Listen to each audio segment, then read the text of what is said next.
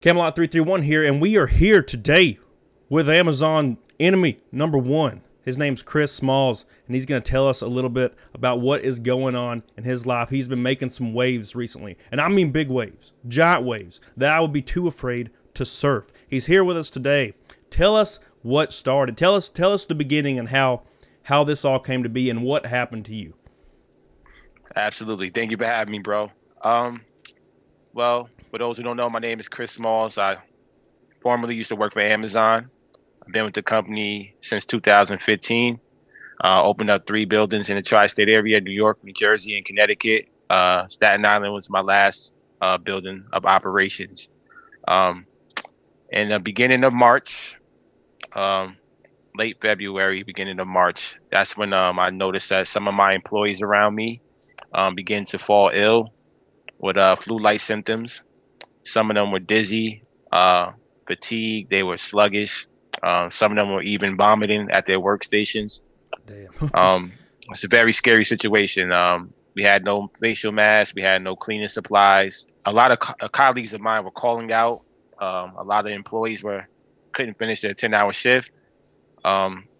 So I tried to escalate my concerns to the local HR. Obviously dealing with this pandemic. At the time, it was on the West Coast in Seattle, but I still wanted to take precaution and be proactive instead of reactive. So I raised my concerns once I seen my associates begin to get sick.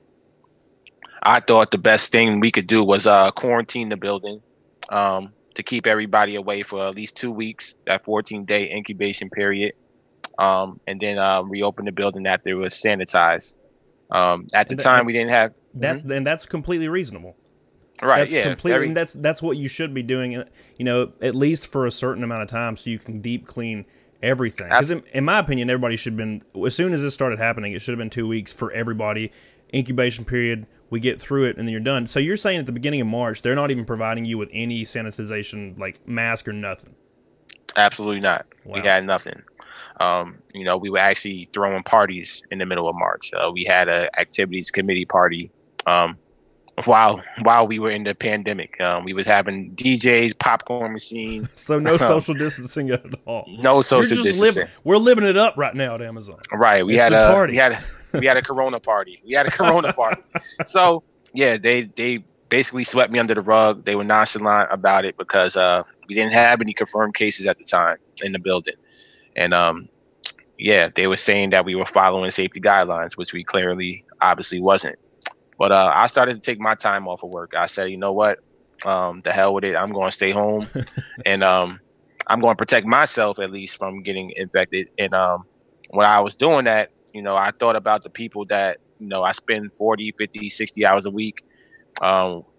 These people are my extended family. I spend more time with them than I do with my own children sometimes. So it is what it is. I couldn't sit home and do nothing. What I did was send emails out to the CDC, the health department, the state, and the government of New York to get the building closed down. But then the virus transitioned to New York, hit us hard, and we became the epicenter.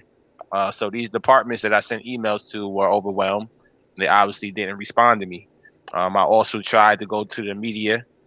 The media didn't really respond to me. They were basically like, we'll get back to you. Let us know how's everything go, whatever that means. Or they didn't respond at all. So I had no choice but to go back to work after taking a number of days off. I had no money. I was taking unpaid option because that's the only thing the company was offering. Unless you test positive, you get quarantine pay. And I went back to work on March 24th. When I did that, my colleague, she was sick. Early in the morning, 9 o'clock, I ran into her on the floor. We're on the same level, supervisors. And she told me that she went for testing the night before. Her eyes were bloodshot red. She was sluggish. She was sick. She told me that. And I said, yeah, if you went for testing, you shouldn't even be here. But the policy allows, at Amazon, allows people to come to work until they receive physical documentation from the doctors saying that they tested positive. So actually, I sent her home. She's my friend. She listened to me. Yeah, and that's 100% the right call. Right. You know, she went home. Nobody else would have done anything different. You know what I'm saying?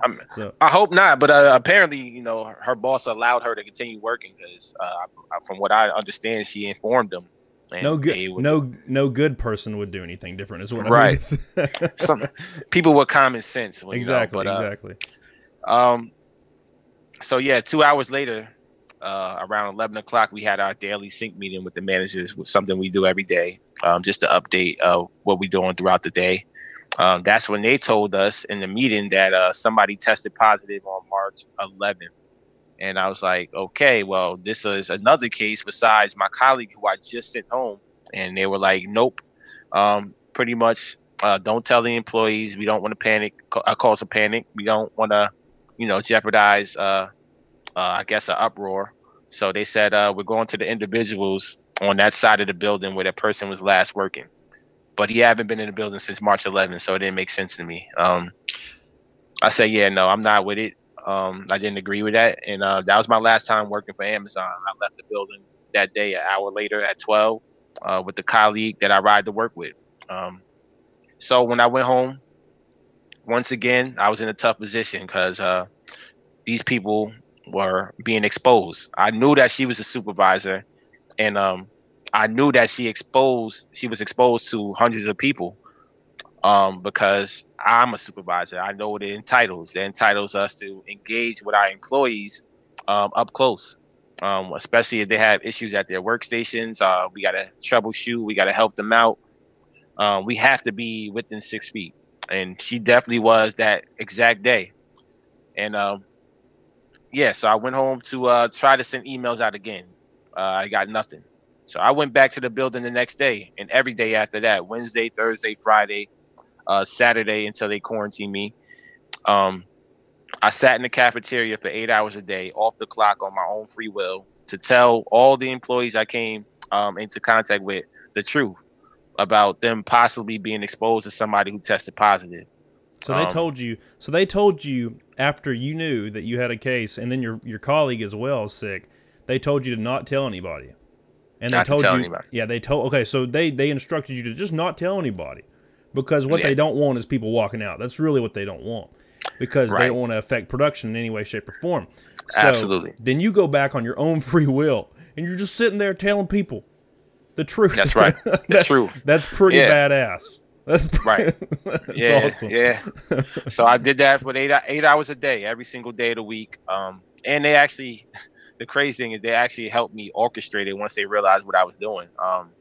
You know, I went to the general manager's office, interrupted his meetings every single morning. 9 o'clock in the morning, I walked into his office while they were having their sync meeting, and with a group of 10 people, 15 associates, and we all pretty much had a intense argument, or an open dialogue, if you want to call that, voicing our concerns about closing down the building. And pretty much we did that the entire week. Every single day, I made sure at 9 o'clock, as soon as he walked in the door, that he knew I was coming in there with groups of people. So after a while, they started to help me orchestrate it. They told me to keep everybody off the clock in the main break room. I had groups about 10, 20, 30, 40 people.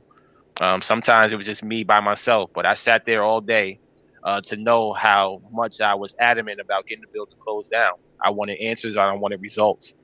So I guess they got tired of me because I had an intense argument that Friday, the day before they quarantined me. And yeah, it was pretty intense. And I knew something was off when they kept, going around the fact that I wanted the building to be closed, even though they knew about my colleague who tested positive, because I told them. And yeah, so Saturday when I came in, Saturday morning, that's when they quarantined me at around 9 o'clock. I didn't even really have a chance to sit there and eat my morning cereal before they came and got me. Just me, by the way. They didn't even quarantine the person I ride to work with.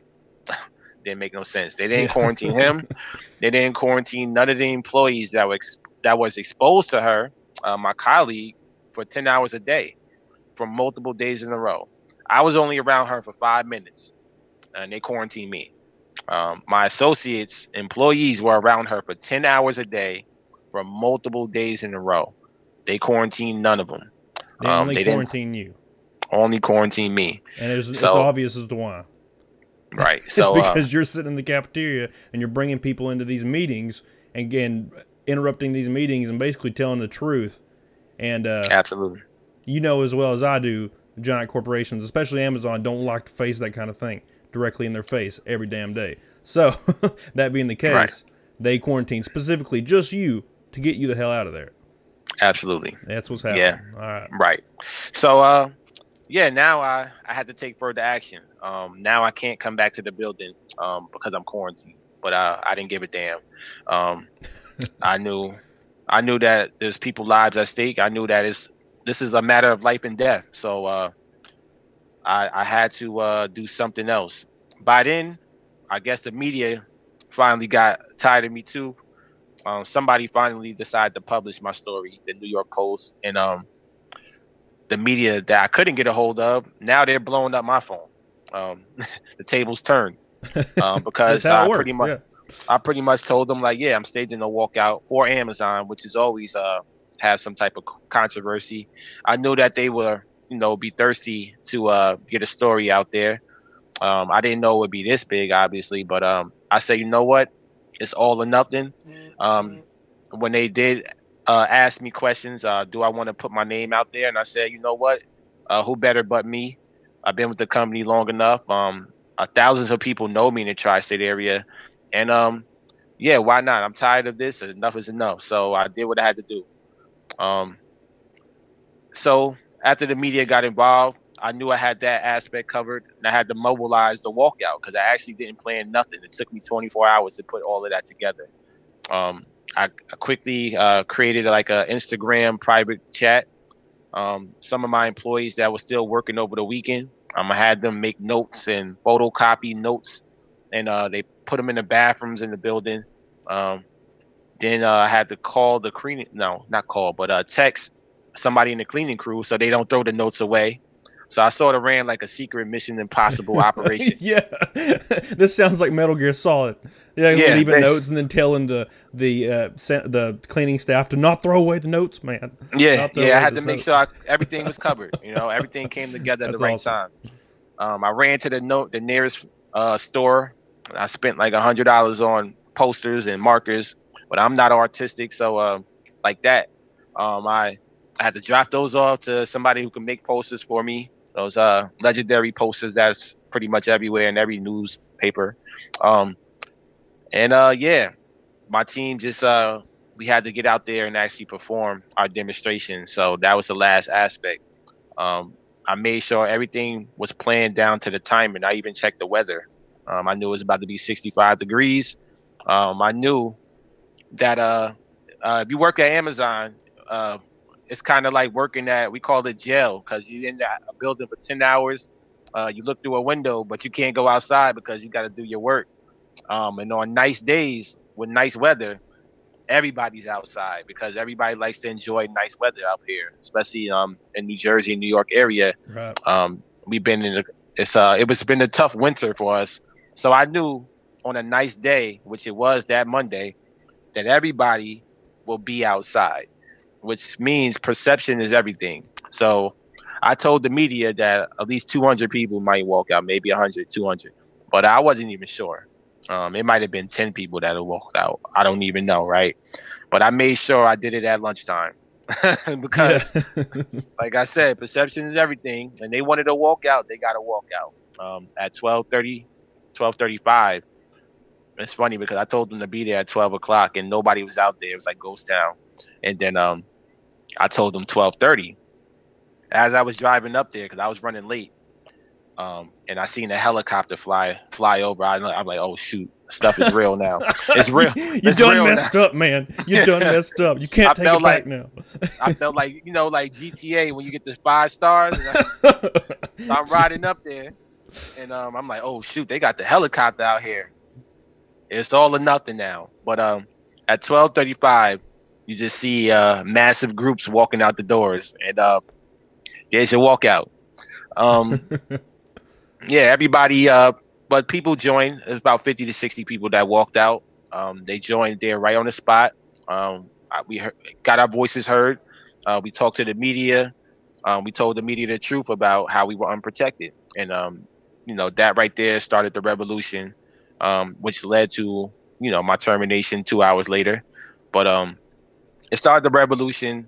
Other builders started walking out. Actually, that same day, we had walkouts with Instacart and other industries as well, who I'm working with currently and presently because, obviously they didn't close down none of these facilities, and now the number of cases in them are, double digits. So we continue to mobilize. I continue to fight, even though I'm unemployed. I'm kind of self-employed because this is what I do every day. I wake up and try to communicate with people in buildings all over the world. And we're mobilizing for May Day, which is a historical holiday, International Workers' Day, for protests and strikes and people of unions that fight for civil justice. And that's what I'm continuing to do pretty much with this torch that was passed to me. I'm going to continue to mobilize and have an international walkout on May 1st coming up. And I was on a conference call the other day with a lot of the people that were organizing it with you. How many facilities does this cover, including all the businesses and all the other ones that are, working with you? Right now, currently, I have about 75 buildings worldwide. Wow. Worldwide. And, 75? Now you times that by 60 just from your previous, walkout. That, like you said, you were just like going as fast as you could, and you didn't even know what you're doing. You didn't even know if anybody's going to show up. Now you got a following, and you have 75 buildings. I mean, this is thousands of people. Right. This is a big deal.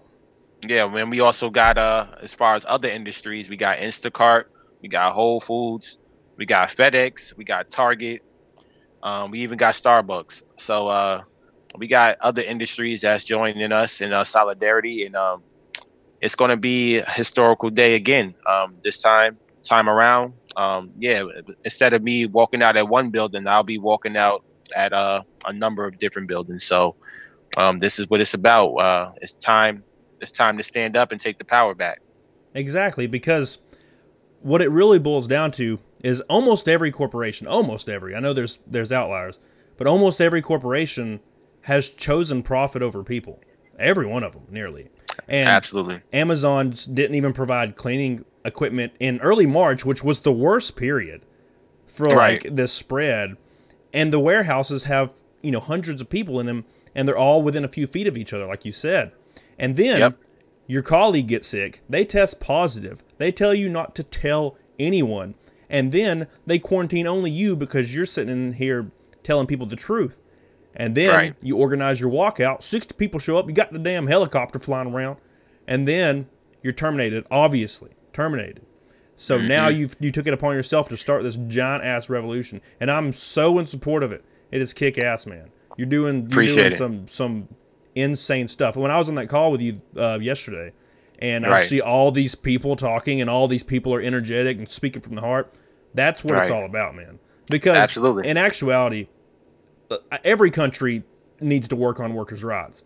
But our country is kind of behind the 8 ball when it comes to this kind of thing. Whether it's PTO, whether it's sick pay, whether it's vacation, whether it's getting some damn cleaning supplies. I mean, we're pretty much last in all that. And it looks like what you're doing right now. And you said May Day, which is, what is it, May 1st? May 1st. Like, maybe after May 1st, things might be able to start changing for the better. And it's because of you. So that is kick-ass, man. It better, because if not, I'm coming right back. I have a lot of ideas, and they're gonna feel the wrath. They're gonna remember pretty much Chris Smalls until something gets done. So it is what it is. Like I said before, I ain't got nothing but time on my hands now because I'm unemployed. But this motivates me more than anything. My life changed in one day, and I sometimes I don't know why, but I know now why. I have a purpose, and this is the purpose, to fight this type of cause, and I'm all for it. I'm all game. Hell yeah, and I'm here to help you every damn step of the way. Because as soon as I got the email, I was like, yeah, we're doing this. Because I heard about it I heard about your first termination like a month ago or something. I heard about it. I saw it. And I was like, oh damn. And then when I saw that email, I knew exactly who it was, and I was like, yeah, let's do this. Yeah, and I said it to you the other day. I seen a couple of my supporters kept, tagging you and me together, and I'm not really hip to what's been going on because I've been all over the news. I haven't been really watching the news, but then I started doing my own research on you. I always do that anyway. If I have a couple minutes, and I seen that you had your own issues with GameStop. Where can we follow you at on your on Twitter, Instagram? What is your social media? Twitter, shut_down Amazon, and on Instagram is Chris.Smalls_. And you can follow me on either one, and you can email me. My emails are posted on both social media platforms. And I'm very accessible. I try to be reachable and talk to everybody. So feel free. Sounds like a plan. So if you are having trouble out there, if you're experiencing what everybody's been experiencing, really, especially if you're at Amazon, Whole Foods, or a place like that, you know who to contact. This is this guy right here, because he's changing the damn world. I just talk on YouTube sometimes.